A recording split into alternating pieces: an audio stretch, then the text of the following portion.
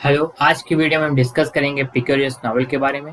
इससे पहले हमने वीडियो बनाई थी व्हाट इज़ नॉवल के बारे में, जहाँ पे हमने नॉवल के बारे में डिटेल से डिस्कस की थी और ये डिस्कस किया था एलिमेंट्स ऑफ नॉवल क्या होते हैं और उनके टाइप्स क्या होते हैं। इस बारे में हमने उस वीडियो में डिस्कस किया था। इस वीडियो में हम बात करेंगे पिक्यूरियस नॉवल के बारे में और आगे आने वाली सीरीज में हम इसी तरह से नॉवल के और जो टाइप्स हैं उसके बारे में बात करेंगे। तो आज स्टार्ट करते हैं पिक्यूरियस नॉवल के बारे में। Picaresque novel developed in Spain and get its name from Spanish word picaro. जो पिक्यूरियस नॉवल है वह स्पेन में डेवलप हुआ है और उस get its name from Spanish word पिकारो।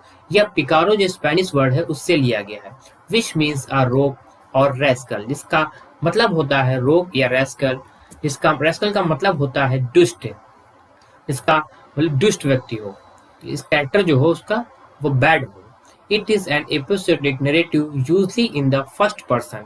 ये जो नॉवल है वह एपिसोडिक नरेटिव है, usually in the first person, recounting the adventure of an anti-hero as he drifts from one place to place, from one social setting to another।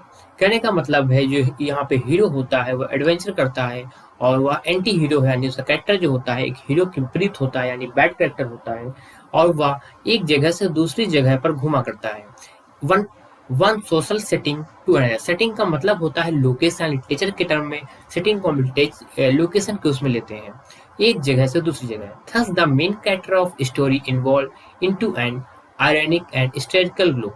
Ironic का मतलब होता है कि विडंबना और हिस्टोरिकल लुक का मतलब होता है कि निंदक, जिसमें हम जो मतलब कैरेक्टर है, जो मेन स्टोरी का जो कैरेक्टर है उसकी हम निंदा करेंगे क्योंकि वहाँ पे कैरेक्टर जो उसका ही बैड है।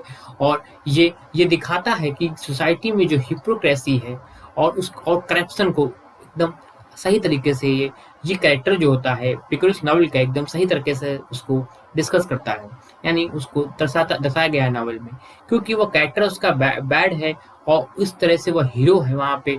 तो इस तरह से आप समझ सकते हैं जैसे किसी फिल्म में कोई डॉन होता है वह जनता के लिए अच्छा होता है, सिस्टम के लिए बैड होता है। उसी तरीके से यहाँ जो हीरो होता है वह कई कई जगह पे घुमा करता है और उसका कैरेक्टर जो होता है वो बैड होता है। ये इस नॉवल में सोसाइटी में जो करप्शन है, हिपोक्रेसी है, यानी जो उसमें एक जो मतलब एक हिपोक्रेसी जो होती है उस तरीकों को एक सोसाइटी के एकदम क्लियर व्यू दिखाया है इस नॉवल में, rather देन प्रेजेंटिंग आइडियलाइज्ड और ओवरले ऑप्टिमाइज्ड व्यू। इसमें पॉजिटिव ऑप्टिमाइज ने पॉजिटिव चीज़ों में दिखाया गया है। इसमें हीरो को एक आइडियलाइज नहीं किया गया है कि कोई हीरो जो है एकदम वो एकदम एकदम से एकदम हीरो है, उसका कोई मतलब कोई बैड करे, कुछ बैड उसके अंदर है ही नहीं, एकदम उसको हम आइडिया मान लें, मतलब कुछ भी उसको आइडियलाइज मान लें कि नहीं एकदम उस तरह से उसको नहीं मान सकते। यहाँ पे एकदम क्लियर व्यू दिखा दिया गया है। तो picaresque novel expose the hardness and reality of baseness of human nature. इसने एकदम जो ह्यूमन नेचर होता है, लालच होता है, जो भी चीज़ इसमें होती है एकदम उसको एकदम सही तरीके से इस नॉवल के माध्यम से जो नॉवलिस्ट होता है उसको दिखाता है। तो हम आगे बात करेंगे इस नॉवल का ऑरिजिन कहाँ से होता है। तो this style of novel originated in 16th century Spain.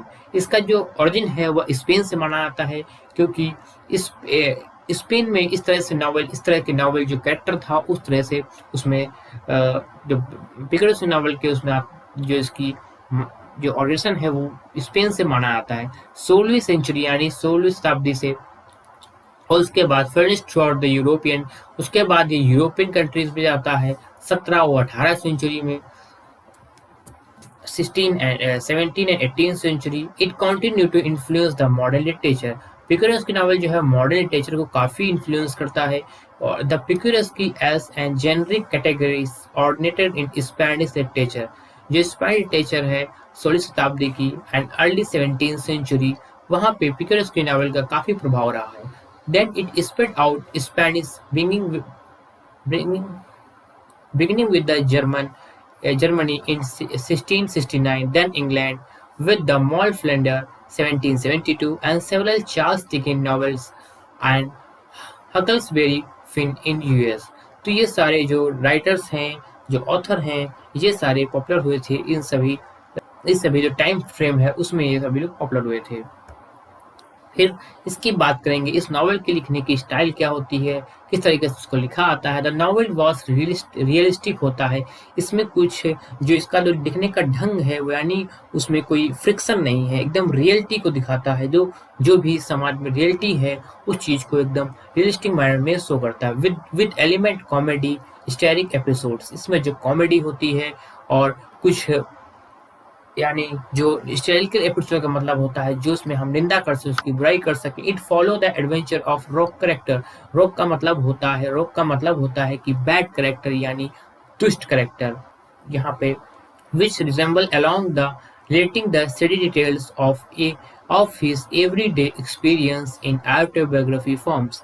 जो भी नॉवलिस्ट होता है जो उसको लिखता है इस करेक्टर को जो मतलब इस तरह से रिजेंबल करता है, उसकी जो डिटेल्स होती हैं एवरीडे लाइफ में वो किस तरह से वो एक्सपीरियंस कर रहा है चीज़ों को, उन्हीं तरीके से वो लिखता है। उसमें कुछ भी ऐसी हवावाई चीज़ें लिखता है कि उसमें कोई फ्रिक्शन नहीं ऐड करता है। जैसा एवरीडे लाइफ में एक्सपीरियंस कर रहा है, जिस तरह से चीज़ों से गुजर रहा है, उन्हीं को ऑटोबायोग्राफी फॉर्म में लिख देता है।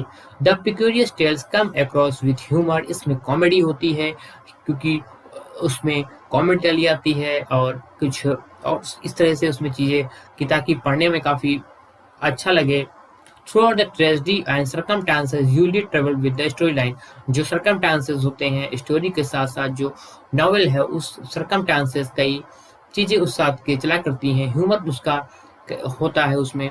Along the rascal the hero can be quite likeable in the realism as he portray.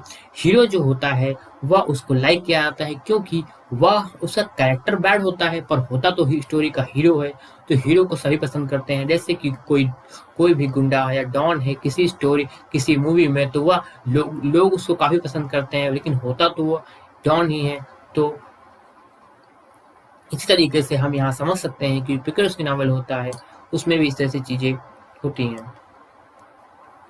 तो आगे हम इसके कुछ नॉवेल्स के बारे में, कुछ पिकर्स की नावल के जो फेमस नावल हैं उनके बारे में देख लेते हैं। तो यहाँ पे हमने कुछ चित्र लगा दिए हैं, इनको ढूंढ के लगाया ताकि अगर हम ऐसे नाम बता देंगे नावल के तो शायद समझने में थोड़ी दिक्कत हो सकती है। पर यहाँ पे जैसे हम यहाँ पे कुछ नावल के फ्रंट पेज की जो फोटो है या चित्र लगा देते हैं तो समझने में थोड़ा सा आसान हो जाती है और चीज़ें काफ़ी देख कर याद रहती हैं। तो यहाँ पे आप देख सकते हैं कि Alexander D. Thomas 1554, The Unfortunate Traveler 1594, Don Quixote 1605, G. Galvez 1715, Moll Flanders 1722, Joseph Andrew 1742, Candide and the Adventure of Roderick Random। तो ये देखिए आप इस फोटो देखिए यहाँ पे लगी है, यहाँ पे देख सकते हैं रॉडरिक रैंडम की जो एडवेंचर ऑफ रॉडरिक रैंडम है इस बुक की लगी है, और ऊपर जो लगी है वो कैंडिड की लगी हुई आप देख सकते हैं, ये यहाँ पे कैंडिड है। तो इस तरह से आप इन नॉवेल के जो एग्जाम्पल्स हैं उसको एकदम किसी को लिख लीजिए कि ये काफ़ी इंपॉर्टेंट होते हैं पेपर में, ये काफ़ी ज़्यादा पूछे जाते हैं कि। तो आगे हम कुछ और भी इसके देख लेते हैं कौन कौन से इसके एग्जाम्पल फेमस हैं, जैसे द अनफॉर्चुनेट ट्रेवलर और the life of Jack. The unfortunate traveller और the life of Jack Wilton 1594 by Thomas Nashe. तो यहाँ पे ये आप देख सकते हैं कि थॉमस नेसी द्वारा ये चीज़ ये अनफॉर्चुनेट ट्रेवलर लिखी गई है। तो इस बुक के ऊपर हमने फोटो लगा दी है ताकि आपको काफ़ी समझने में काफ़ी आसानी हो। तो यहाँ पे the modern picaro becomes Lazarillo the Thomas published in enormously in 1554। तो इसकी पिक देखिए ऊपर लगी, आप इसको समझ सकते हैं, ये काफ़ी इंपॉर्टेंट है पिक्यूरियस नावल के। तो इनको आप एकदम अपनी कॉपी में नोट कर लीजिए, याद कर लीजिए, क्योंकि ये पेपर में काफ़ी ज़्यादा पूछे जाते हैं। फिर आता है ये दो नावल जो काफ़ी पॉपुलर हुए हैं इंग्लैंड में, popular in England in 18th century. England क्योंकि सुपर पावर था तो इसमें जो यहाँ जो पॉपुलर हुआ उसको ज़्यादा एकदम रख लीजिए, एकदम याद कर लीजिए। जैसे यहाँ पे among the best example of the period is the fortunes and misfortunes of the famous Moll Flanders in 1722 by Daniel Defoe। तो ये नावल की जो हमने तस्वीर लगा दी यहाँ पे आप देख सकते हैं, और यहाँ पे the adventure of Roderick Random की लगी है। The other well known picaresque novel of the time are the adventure of Roderick Random in 1748 the adventure of the Peregrine Pickles in 1751 both are Tobias Smollett. तो आप इसको रोक रोक कर आप इसमें वीडियो में इसको देख सकते हैं, इसके नाम नोट कर लीजिए, ये काफ़ी इंपॉर्टेंट है। जिसे डैनियल डेफो की मॉल प्रिंटर तो काफ़ी फेमस हो चुका है, तो आप इसको रख लीजिए। कुछ आगे भी हम देख लेते हैं कौन कौन से इसमें हैं, तो उनको याद कर लेते हैं। इसे यहाँ पे दो तस्वीर में लगा दिया है, हेनरी फील्डिंग की, जोसेफ एंड्रू की और टॉम जोन्स। ये काफ़ी ज़्यादा फेमस है, इस पर शायद मूवी बन चुकी है, तो काफ़ी फेमस हो चुकी है। The English picaresque novel simply refer to the episodic recounting the adventure of anti hero on the road, and the peculiar tradition can be said to be carried in many modern episode novel and chronicle the adventure of Wingley, an unscrupulous character. The Henry Fielding proved his mystery of the forms in Joseph Andrew in 1742। तो यहाँ पे Henry Fielding की ये देखिए लगी है तस्वीर, Henry Fielding की नॉवल की, जोसेफ एंड्रू की, और यहाँ पे the history of Tom Jones ये फोल्डिंग इन 1749। तो यहाँ पे ये तस्वीर आप देख सकते हैं, ये लगी है। तो इन दोनों को आप एकदम रख लीजिए, इससे ज़्यादा शायद नहीं पूछा जाएगा। इतने नॉवल जो काफ़ी फेमस नॉवल, क्योंकि हमने सभी की फ़ोटो लगा दी थी यहाँ पे, तो आप इसको एकदम पढ़ के समझ सकते हैं। और अगर कोई आपको दिक्कत है तो आप कमेंट करिए, कोई चीज़ आपको नहीं समझ में आ रही है।